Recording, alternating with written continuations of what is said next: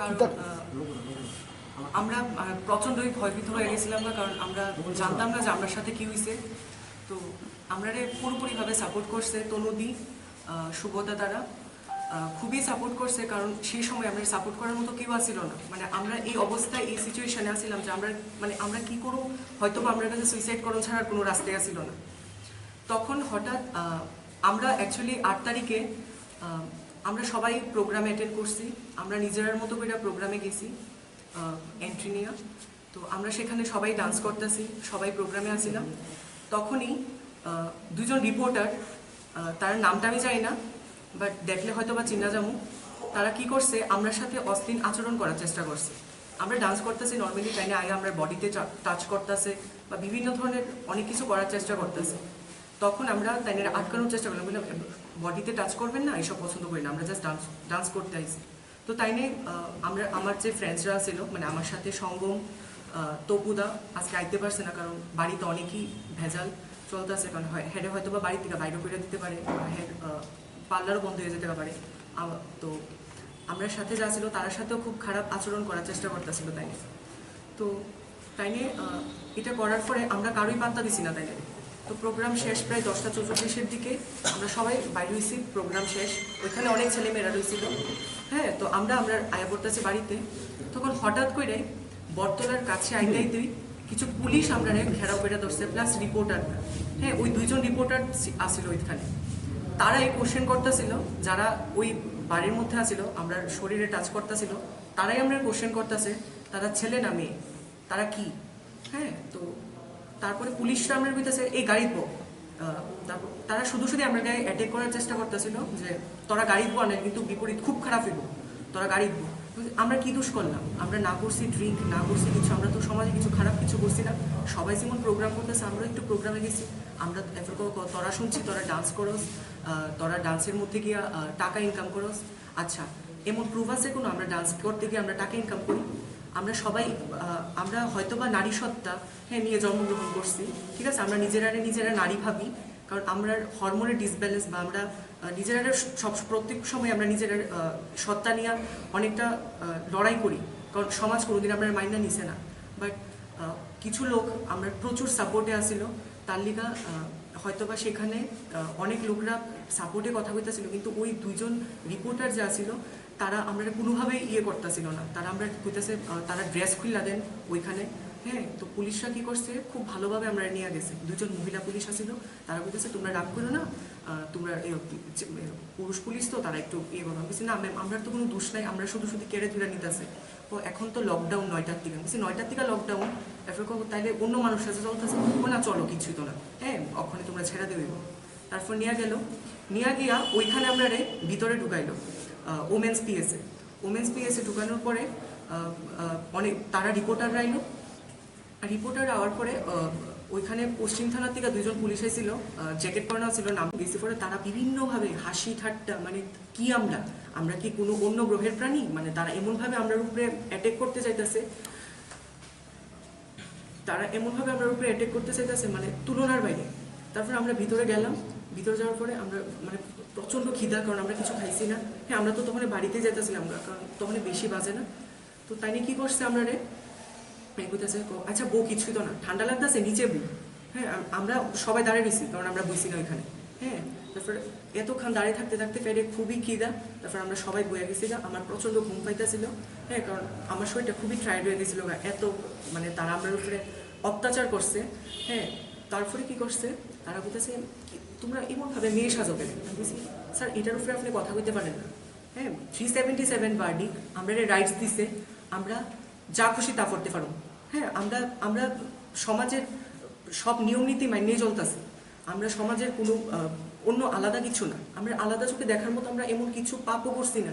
হ্যাঁ, বা আমরা সমাজের ধর্ষক না, আর আমরার দ্বারা কোনো নারীরা কোনোদিন ধর্ষক হয় না, ঠিক আছে, তো ধর্ষিত হয় না। তারপরে কি করছে, তারা বলতেছে ঠিক আছে তোমরা ড্রেসটি ফুরানো। হ্যাঁ, আমি বলছি তারা মানে তার সামনে তারা খুব মানে কুদৃষ্টিতে আমরা দিকে চাই আসছিল। তার ওইখানে কিছু টাওয়াল আছিল, টাওয়াল দিয়ে আমরা নিজের একটা ঢাইকা নিছি ওইখানে, ঠিক আছে, কারণ কিছু করার নেই, খুবই ঠান্ডা। তো আমার লোকে যারা আছে তার কাছে খুব খিদা পাইছে, কিছু তো তারা কিছু খাবার দিছে না রাত্রেবেলার থেকে সকালবেলা কিছুই দেওয়া হয়েছে। তারপরে এত রাত্রেবেলা গাড়ি ফোন করুন, তারা ফোনও রেখা দিছে তারা ফোন রেখা দিছে। তারপরে সকালবেলা হয়েছে পরে সকালবেলা হয়েছে পরে তারা তোমরা করো, তোমার মোবাইলের পাসওয়ার্ড খোলো। বলছি হ্যাঁ শিওর, পাসওয়ার্ড নেই। পাসওয়ার্ড খুলছি, তোমরা পাসওয়ার্ড খোলার পরে তারপরে আমরা মোবাইল চেক করছে। মোবাইল চেক করার পরে দেখছে কিছু পাইছে না। তারপরে কি করছে তারা আমরা জোর জবরদস্তি অ্যারেস্ট ওয়ারেন্ট লেখাইছে যে তোমরা যে আর কোনোদিন তোমরা ফিমেল ড্রেসে আর কোনোদিন বাড়িতে না। হ্যাঁ, অ্যারেস্ট ওয়ারেন্টে তারা লেখাইছে যে তোমরা কোনোদিন বাড়িতে না, লেটারে তোমরা আর কোনোদিন বাড়িতে না। আমি বলছি কেন স্যার, আমরা কি দোষ করছি? আমরা তো কোনো দোষ নাই। হ্যাঁ, আর আপনারা জানেন এলজিবিটি আবার কি ফার্স্ট শুনলাম। হ্যাঁ, তাহলে এলজিবিটি কি তাহলে ফার্স্ট শুনছে? আচ্ছা ভালো, আমরা তো ওখানে কান্দতাছি, এই কান্দন লাগতো না, চুপ থাক। আর অনবরত ওইখানে হাসি ঠাট্টা করতেছে। একজন মহিলা আছে ওইখানে, পুলিশ আই কইতেছে এটি কেডা দেখি তো, হাইসা হাইসা কইতেছে মহিলা, ওইটিরে খুল, সবজিরে খুল্লা দেখ কিতা। পুলিশের সামনে ওই মহিলাটা কইতেছে, হ্যাঁ খুল্লা দেখ তারা কি। মহিলাটা কইতেছে, মহিলাটা একটু পরিষ্কার করে আসলে আউট ড্রেস পরানো আসলে। ওই পুরুষ লোকটা কইতেছে ওইটি ছেলে। ওই মহিলাটা আবার কইতেছে ও নেনগা একটারে বিয়া করে নেন। হ্যাঁ, ওই পুলিশরা কইতেছে হ্যাঁ নেন একটারে বিয়া করে নেন। তারপরে আমরা তখনই কি করবো? আমরা কিছু করি না। বলছি ম্যাম প্লিজ এসব কোয়েন না, কারণ আমরা আগেও এলজিবিটির ব্যাপারে প্রোগ্রাম করছি যাতে সমাজরা কিছু বুঝে। হ্যাঁ, অ্যাকচুয়ালি তারা এত খারাপ ব্যবহার করছে যা কোয়ার মতো না, ঠিক আছে? তো তারপরে আমরা অ্যারেস্ট ওয়ারেন্ট লেখাইছে, তারা আমরা জোর জবরদস্তি তারা লেখাইছে। হ্যাঁ, আমরা যাতে করি। তো আজকে আমরা কালকে সানডে আসছিল, কালকে যাইতে পারছি না। আজকে তনুদি আমরা এত আইতে পারছে না। আজকে তনুদি প্লাস শুভদা আমরা ফোন করে বলছি যে তনুদি কিছু একটা করো, আমরা কিছু একটা করতেই পারি না, কিন্তু আমরা মান সম্মানে আমরা হয়তো বা সুইসাইড করে মরতে দিব, কারণ আমরা পাড়া তো জায়গা দিত না, খুব খায় না, কারণ মানুষ আমরা আর পারতেছে না, খুব খারাপ চোখে দেখতেছে। সবাই ভাবতেছে যে আমরা খুবই খারাপ একটা মানুষ। হ্যাঁ, আসলে তো তারা জানে না আমার সাথে ঘটনা কি হয়েছে, কারণ ওই রিপোর্টারটা আমরা খারাপভাবে ধরতে আসছিল, ওই রিপোর্টারটাই আমরা নামে এইসব ফেক নিউজ ছড়াইছে যে আমরা নাকি টাকার বিনিময়ে আমরা বার ডান্স করি। হ্যাঁ, আমরা নিজের প্রফেশনে একটা মেকআপ আর্টিস্ট, খুব কষ্ট করি। আজকে আমরা মেকআপ ক্যান্সেল হয়ে যেতেছে, তাই নিয়ে আমরা ঘর ছাড়া হইতেছে।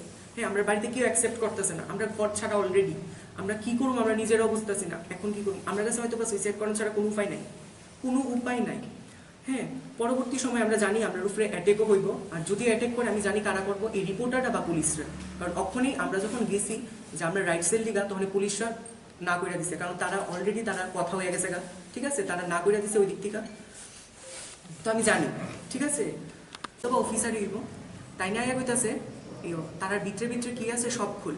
হ্যাঁ, তার ভিতরে যা আছে সব খুল, ব্রা আছে ব্রাটা খুল। হ্যাঁ, যা আছে সব খুল। হ্যাঁ, সরি তো যা আছে সব খুল। আমি বলছি স্যার অ্যাকচুয়ালি আপনি হয়তো বা চিনতে পারতেছেন আমরা কিন্তু নারী সপ্তাহে, হ্যাঁ আমরা কিন্তু নিজেরা নারী ভাবি, কারণ আমরা এলজিবিটি কমিউনিটি থেকে বিলং করি, আপনি জানেন তো। এলজিবিটি আবার কিতা? হ্যাঁ, তোরা সব খুল। হ্যাঁ, তাই মহিলাটা কি করছে, তোরা খুলতে পারতেছ, আমি খুলি। ওই পুলিশ মহিলাটা কি করছে, শার্ট আলগি মারছে, ঠিক আছে, নিজে। তারপরে আমরা খুব ভয়, হ্যাঁ আমরা খুব ডরাইতেছিলাম, হয়তো বা আমার এখনো হাত কাঁপতেছে। তো তারা কি করছে, তারা সাথে সাথে কাইন্দা দিছে। আমি বলছি তোরা ডরাইস না। হ্যাঁ, তো তারারে কি করছে, ওই পুরুষ লোকটা খুব জোরে চড় লাগাইছে সবাই, ঠিক আছে, খুবই চড় দিছে গালের মধ্যে। 3 জনের আমারে দিতে আইছিল, আমি মাথাটা এমনভাবে নোয়াইলাইছি, তাই না আমার পিঠের মধ্যে দিছে। তারপরে মহিলাটা কি করছে, আমরা টাইনা খুলছে, ঠিক আছে, আমরা ড্রেস খুলছে, আমি কোনোভাবেই খুলছি না। আমি ভাবছি হয় আমি ওইদিকে যদি আমার মরণ হয় আমি মরে যাবো, বাট আমি আমার ড্রেস খুলতাম না। হ্যাঁ, কারণ আমি আমার সম্মানকে খুব রক্ষা করি। হয়তো বা তারা সম্মান নাই, আমার সম্মান আছে, ঠিক আছে, কারণ এত ভালগার মহিলা না আমরা। কারণ তো তারা কি করছে, এমনভাবে আমার ড্রেস খুলছে। তারপরে ড্রেস খোলার পরে ওই পুরুষ লোকটা ওইদিকে দাঁড়াই আসছিল, ঠিক আছে। আমি কিছু আমরা মহিলাদের সামনে কমফোর্টেবল, প্লিজ আপনারা যদি দেখতে চান আমরা অবশ্যই আপনারা দেখেন, বাট এখানে জানে কোনো পুরুষ লোক আমরা থাকলে কি হয়েছে, খুল কিছুই তো না। তারপর কিছু রিপোর্টাররা ওইখানে ঢুকতেছে, ওই 2 জন যে রিপোর্টার ছিল তাই নেওয়া ছিল, তো ঠিক আছে আমরা ভিডিও করতে পারবো ম্যাম। তারারে বাইট করে দিছে, রিপোর্টারে বাইট করে দিছে। তারা ছিল খুব স্ল্যাং ল্যাঙ্গুয়েজ ইউজ করছে ওই পুলিশরা, ঠিক আছে। একজন পুলিশ কইছে, তার অপোজিটে আরেকজন সেম কথাটারে রিপ্লাই করে কইছে, খুবই খারাপ কথা, ঠিক আছে। তো সেটা কোয়ার মতো আমার নাই। তারপরে আমরা কাছে ড্রেস খুলতে, ঠিক আছে, আমরা কাছে না খুলতাম না। তারা আমরা ওপেন করাইছে, আমরা না, আমার যে ফ্রেন্ডসরা ছিল তারা সবাই ওপেন করাইছে। তো তারা ভিডিও কর, পুলিশরা অনবরত আমরা ফটো তুলতে যেতেছিল, ওইখানের কনস্টেবল যারা যারা পুলিশ আছিল সবাই অনবরত, তারা কোনোদিন দেখছে না, হ্যাঁ তারা এমনভাবে। তাহলে দেখা যায় আমরা যেইভাবে ড্রেস খোলাইছে, হ্যাঁ আমরা সবাই কি সুরক্ষিত হয়ে আমরা একটা পুলিশের কাছে, বাট আমার মনে হয় পুলিশরা আর রিপোর্টাররাই ওই দিন আমাদের ধর্ষক আছিল, হ্যাঁ কারণ আমরা এদিন তারার কাছে হয়তো বা আমরা সাপোর্টের লিগা যাই, ঠিক আছে, কোনো সময় বা কোনো মেয়ে, তো তারা কি কারণ আমরা ধরছে সেটাও জানছি না, কিন্তু আমরা কি দোষ আছিল, কারণ ওইখানে তো আর আর নারীবাদী যারা নারীরা এমনভাবে ধর্ষিত করা হয় তারা তো কোনো আইনত কোনো করা হয় না, আমরা তো কোনোই দোষ করছি না, তো আমরা শুধু তারা ড্রেস খোলা হয়েছে। আচ্ছা ভালো কথা, ড্রেস খুললা তারা কি করছে, আমরা মহিলা থানার টিকা পশ্চিম থানার মধ্যে আমরা হাঁটাই লয়ে গেছে, ঠিক আছে, ড্রেস খুললা ওই সময়। তো কি করছে, ওই যে রিপোর্টারটা ছিল তারা আবার টাইনে পিছন দিয়ে কইতেছে, ওই দেখ ওর ঠান্ডা লাগতেছে, মনে হয় ঠান্ডা লাগতেছে, টাইনে কইতেছে। আমি বলছি আমার তো খুবই লজ্জা, আমি মুখটা ঢেকে রাখছি। তো তারা সবাই ঢুকছে ভিতরে, অনেকের খালি গাওয়া ছিল, আমার যে ফ্রেন্ডসরা ছিল, তো তারা সবাই খালি গাও, আমারও আমি জ্যাকেট দিয়ে রাখছিলাম। তারপরে কি করছে, যাওয়ার পরে আমার এতটুকুই সবার কাছে অনুরোধ, এই মেসেজটা যতটুকু আমার সাথে হয়েছে আমরা এটার রাইটস চাই, হ্যাঁ। আর সিএম এর কাছে আমার এতটুকু অনুরোধ, কারণ এই হয়তোবা তাই নিয়ে ওই বিষয়টা দেখছে, হ্যাঁ, কারণ তাই নিয়ে আমাদের আগরতলা সম্মানীয়, আমরা খুব সম্মান করি তাই নিয়ে, হ্যাঁ, আমরা চাই তাই নিয়ে এই বিষয়টা নিয়ে একটু ভাবুক, চিন্তাধারা করুক, তারার বিষয়ে একটু দণ্ডনীয় অপরাধ নেওয়ার চেষ্টা করুক, আর আমরা নিয়ে যাতে তারা একটু ভাবে, হ্যাঁ। আমার সিএম এর কাছে অনুরোধ, তাইনে যাতে আমরা নিয়ে একটু ভাবে যে আমরার মতো মানুষরা এই সমাজের মানুষ, আমরা রক্ত মাংসে করা, আমরারও ফিল আছে, আমরারও ভালোবাসার অধিকার আছে, হ্যাঁ। তো তাইনে এটা নিয়ে যাতে খুব বড় একটা কিছু করে, আমার তাইনের কাছে অনুরোধ রইল। আপনারা কতজন ছিলেন? আমরা 4 জন ছিলাম। কোন জায়গায় আপনারা ডান্স করছিলেন? আমরা ডান্স করছিলাম, প্রোগ্রামে গেছি, ওখানে ডিজে নাইটটা ছিল তো সোনারতরীতে। তো আমরা জাস্ট নর্মালি আমরা এন্ট্রি নিয়ে আমরা সবাই গেছি ওখানে, আমরার মতো ডান্স করতেছিলাম আমরা ফ্রেন্ডসরা। তো তাই নিয়ে যে রিপোর্টার 2 জন ছিল তারা খুব খারাপভাবে আমার সাথে বিহেভিয়ার করতেছিল। কিসের প্রোগ্রাম ছিল ওইটা জাস্ট ডিজে নাইটটা ছিল, প্রত্যেক মান্থে ওইখানে হয়, তো তাই আমরা গেছি আর কি। টাইম কয়টা হবে? টাইম 10:44 ওই টাইম। তখন আমরা আয়া পড়তেছি বাড়িতে, ওই টাইমেই আমরা ধরছি তারা। কি কারণ, আমরা কোনো দোষ নাই, আমরা না কোনো কিছু করছি। আমরা এতক্ষণ শুনলাম ওই দিনের কি ঘটনা হয়েছিল। এমনিতেও মিডিয়াতে এতই আলোচনা হয়েছে বা এতই ভিডিও দেখানো হয়েছে নেগেটিভ ভাবে, এটার অরিজিনাল ঘটনাটা কি বা কি হয়েছিল ওইটার সাথে কোনো কানেকশনই নেই ভিডিওতে, ঠিক আছে। তারপর আমার একটা কথা, আমি ভিডিওতে যা দেখতে পেলাম ওইখানে কেউ একজন উল্লেখ করছিল বারবার, ছেলে হয়ে মেয়ে সাজাটা বা মেয়েদের সাথে চলাফেরা করাটা ওইটা একটা ক্রাইম। বলেন তো কোথায় আছে লেখা সেই ক্রাইমটা? আমার জানতে হবে কোন আইনে লেখা আছে, কোন সংবিধানে দেওয়া আছে, কোন জায়গাতে দেওয়া আছে, কোন ধারায় আছে, সেটা আমাকে বলতে হবে। সেই যেই ব্যক্তিই থাকুক, তা পুলিশেরই ব্যক্তি হোক আর রিপোর্টারই হোক, না জেনে এত মূর্খের মতন এত বড় একটা কথা বলে দিল। আমরা যদি ভাবি রিপোর্টাররা চতুর্থ স্তম্ভে আছে, তারা সমাজের গঠন করে, তারা সঠিক একটা সংবাদ, সত্য সংবাদ উপস্থাপন করে, মানুষের ধারণাকে তৈরি করে, সমাজকে তৈরি করে, এইরকমই কি সমাজ তৈরি হবে? আমাদের সমাজকে এইরকমই তৈরি হবে? হ্যাঁ, আচ্ছা, আমরা গেছিলাম ওখানে, তো ওরা নিতে চাইলো না, বললো যে এখানে এটা নেওয়ার জায়গা না। তো কোথায় আমাদের এগেনস্টে নেয়নি, আমাদের এগেনস্টে না, ওদের থেকে একটা জাস্ট একটা লিখিত রাখলো যে তুমি ক্রস ড্রেস করতে পারবে না, ক্রস মেকআপ করতে পারবে না। এইটাও তো ওনার রাইট না। এটা অফিসার যিনি ছিলেন ওনার নামটা কি বা ওনার এটা কি দেখেছেন আপনি? না, অ্যাকচুয়ালি উনি জ্যাকেট পরানো ছিল। যাই হোক, আমরা এটার জন্য আমি চাইছি যে আমার এটা আবেদন এই প্রেস ক্লাবের কাছে, আপনাদের সাংবাদিক মহলের কাছে, তা চিত্র সাংবাদিক হোক বা ব্যাপারের যারাই আছে, আমি দোনো তরফেই একই রকমের আবেদন রাখছি যে এইটার একটা সুরাহা করা হোক, ঠিক আছে। যেমন করে ভাইরাল করে একটা ভিডিওকে এত নোংরানোভাবে একদম দেখানো হয়েছে, মানবিকতার তো কোনো জায়গাতেই এটা ল্যাশ ফ্যাশ কিচ্ছু নেই, একদম যত নিচে নামতে পারে মানুষ তার উদাহরণ রাখলো ত্রিপুরার মিডিয়া। ঠিক আছে, আপনারা খারাপ ভাববেন না কেউ আমাকে, আমি বলতে বাধ্য হলাম কথাটা। এখন আমি দেখতে চাই আমার এই উপস্থিতিতে কতটুকু পজিটিভিটি ছড়াতে পারে ত্রিপুরা রাজ্যে, আমার সোচ্চার আওয়াজে কতটুকু মানুষ পজিটিভভাবে আমার সাড়া দেয়।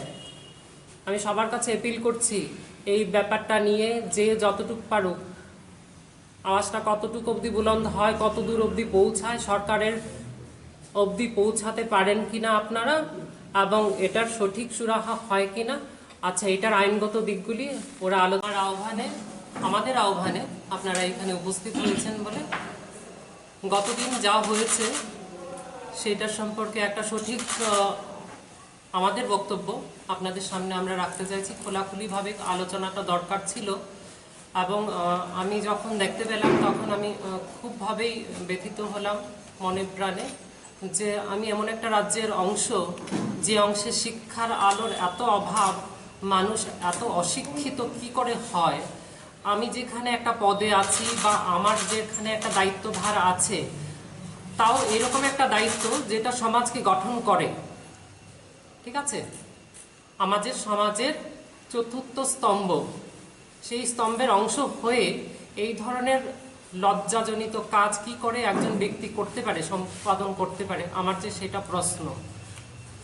যাই হোক, আমি সেই কারণে আমরা ধাপে ধাপে বিভিন্নভাবে আলোচনা করব এবং সবার সম্মুখে ব্যাপারটা আসুক। তাই আমি যেমনটি করে সেই ভিডিওটা ভাইরাল হয়েছে,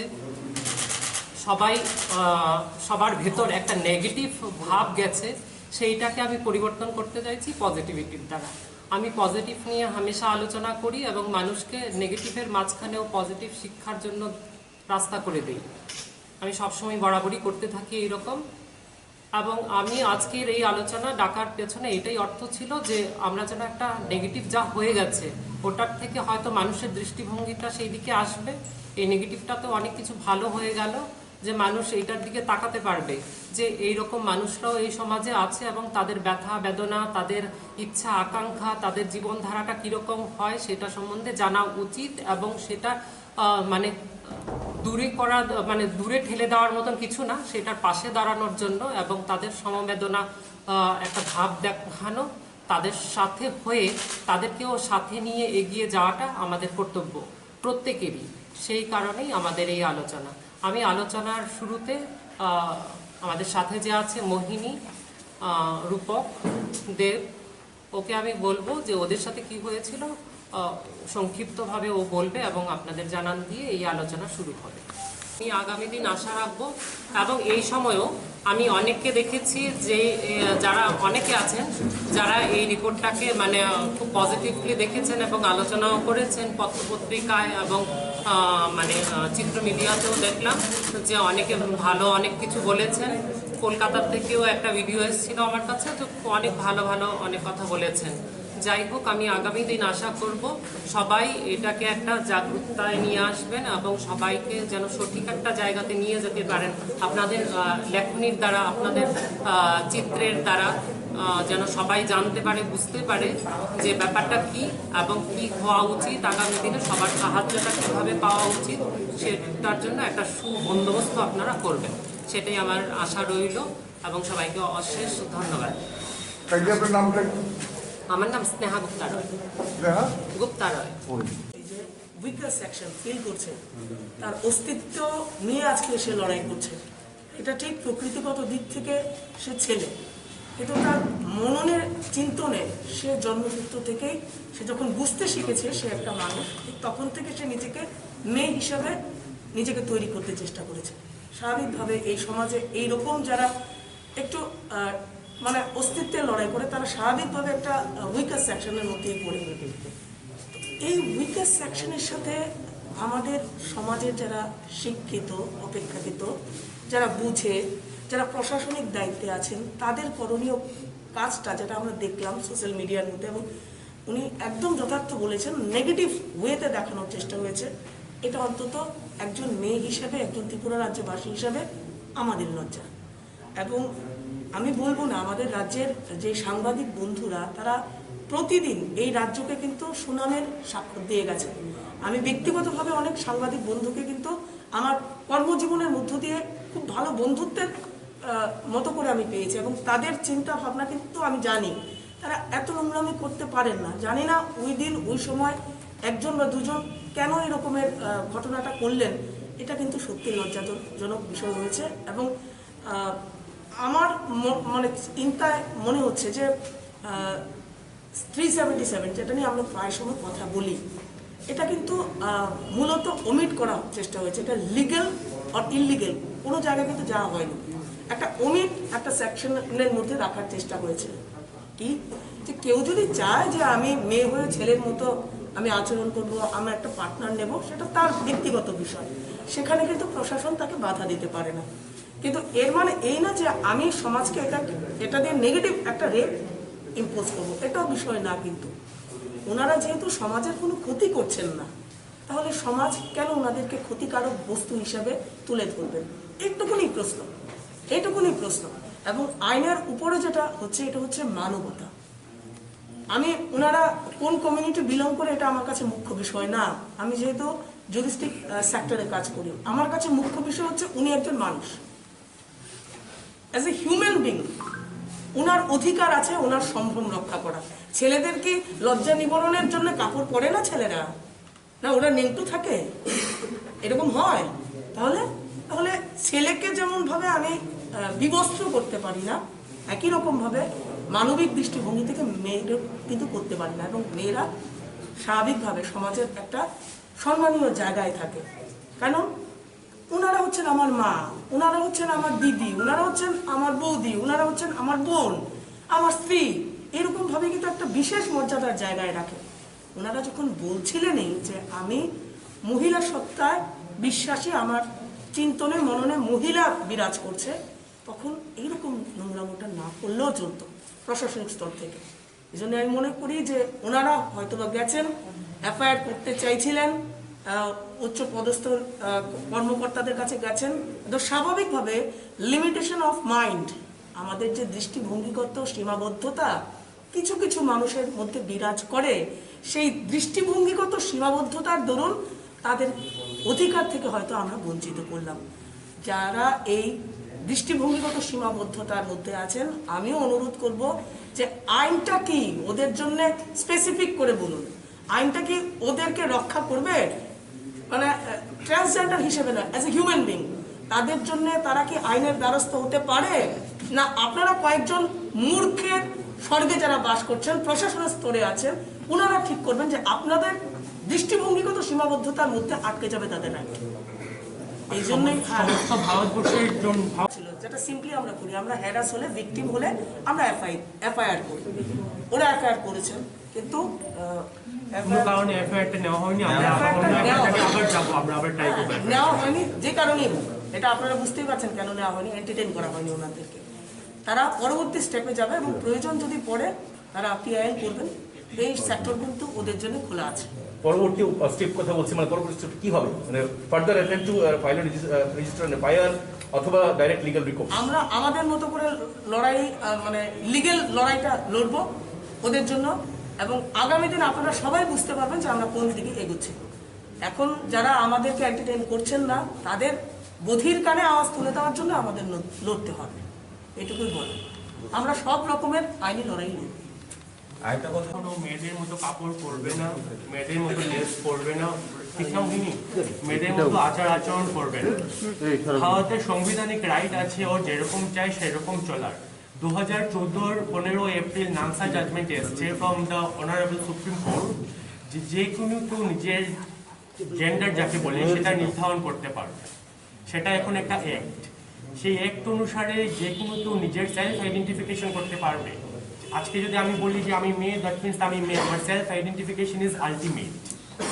তার জন্য আমার না কোনো সার্জারির প্রয়োজন, না আমার কোনো ট্রিটমেন্টের প্রয়োজন। আমি যদি মনে করি আজকে আমি মেয়ের শরীরে একটা ছেলে, তাহলে আমি ছেলে। তাহলে কেন অথরিটি থেকে এদেরকে প্রশ্ন করা হয় যে, বা বলা হয় যে তুমি ছেলে হয়ে মেয়ের কাপড় পরতে পারবে না, বা মেয়ে হয়ে ছেলে হয়ে মেয়েদের সাথে চলতে পারবে না? ওটা তো against Indian constitution, against the judgement of honourable Supreme Court, against the act of the trans sex. ওদেরকে আরো বলা হয়েছে যে দেখাও তোমরা কি, তোরা তো women, what ever trans women is women, সেটা কি আপনি ওনাকে জিজ্ঞেস করবেন যে কাপড় খুলে দেখাও তুমি মেয়ে? তাহলে তো যে কোনো মেয়েকেও জিজ্ঞেস করা যেতে পারে যে তুমি কাপড় খুলে দেখাও তুমি কি আছো, ভিতরে কি আছে তোমার। আমার ফিজিক্যাল আর আমার ফিজিক্যাল স্ট্রাকচার, আমার ফিজিক্যাল বডি তো ডিফাইন করছে না আমি ছেলে না মেয়ে। আমার জেন্ডার তো আমার সাইকোলজি, আমার মাথাতে। উনি ওদের পরিবার, ওদের কেরিয়ার, ওদের খাবার পড়ার এভরিডে হ্যারাসমেন্ট আশেপাশে চতুর্দিকে, ওটার ড্রাইভার কে গ্রহণ করবে? সমাজ ওদের পরিবারকে কিরকম ভাবে আইডেন্টিফাই করবে আমরা তো জানি। আমরা তো সমাজের এইরকম চিন্তা ভাবনাগুলো বুঝি, কিন্তু ওই পরিবারগুলোকে রক্ষা করা কিন্তু আমরা যারা শুভবুদ্ধি চেতনা সম্পন্ন মানুষ আমাদের দায়িত্ব।